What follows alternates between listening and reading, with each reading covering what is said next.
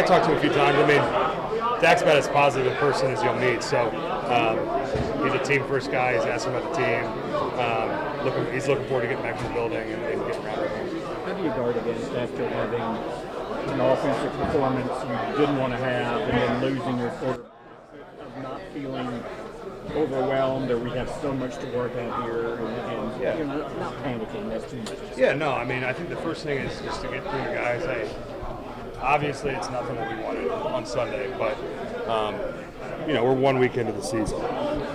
We got to continue to keep our mind 1 week at a time, keep getting better, and, doing the things that we preach, is number one, right? Like if we say we're this on offense and that specific team doesn't show up, then we got to go back to the drawing board. So we got to do what we preach.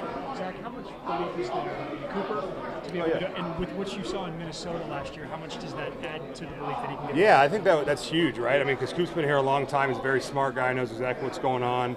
But there's always kind of that, like, I wonder how we'll do in a game. And I think he kind of showed that last year in the Minnesota game. Came in, did a great job, got a win. And so I think everyone's got all the confidence in the world in him.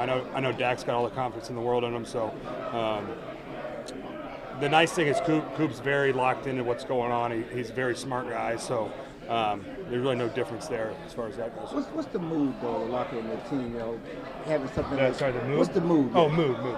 I mean, we got to stay positive, man. I mean, obviously, after the game and even the last couple days, you see some guys kind of walking around. It's like, yeah, I get it. We don't have four for a little bit. We got our butts kicked in week one, but like I said earlier, this is a long season. A lot of stuff happens, so you got to stay positive. You got to keep moving forward. You can't look back. So that's just been the messaging. We got a long way to go, and we got a big opportunity to get better this week. One thing that did have some positive moments, the running game with Zeke, I thought, looked pretty good at times against a good Tampa team. Now, how much is that going to be even more emphasized, do you think, with the back of Yeah, I think, we did some decent things in the run game. And obviously, number one, we got to cut the penalties, right? And then number two, we got to convert on our third and manageables. That was something that we took away from that game. Everyone wants to know why we didn't run it enough. Well, we didn't convert on third down, so we really didn't have a lot of opportunities to. So, get us in those manageable third down situations, convert them, and keep drives alive.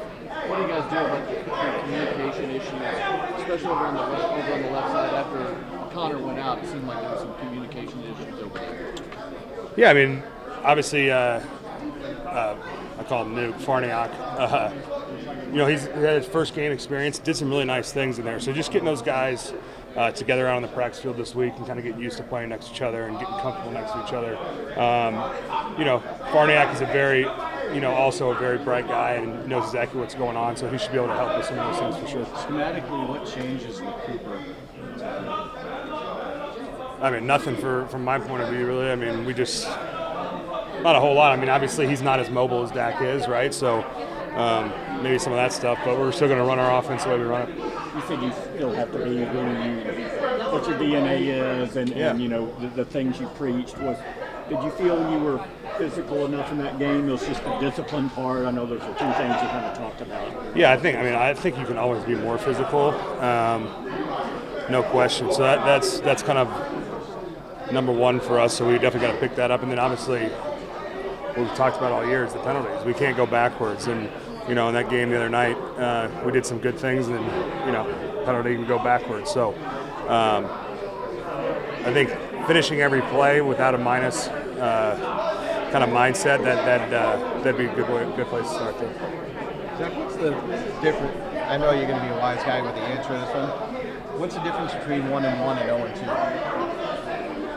0-2? Well, you have one win versus 0 wins.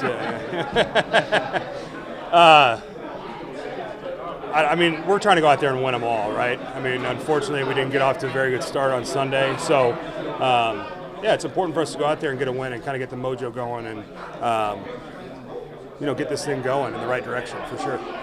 Did you have any advice for Terrence, or do you just kind of let him do his thing and that he'll correct the pre-snaps? Yeah, I talked to him a little bit after the game, and Terrence is he's hard on himself, and he was disappointed after the game. But why I love Terrence Steele so much is the guy comes back to work every single day and understands what he did and is working to fixing it. So I got all the confidence in the world that he'll learn from that and be better from that.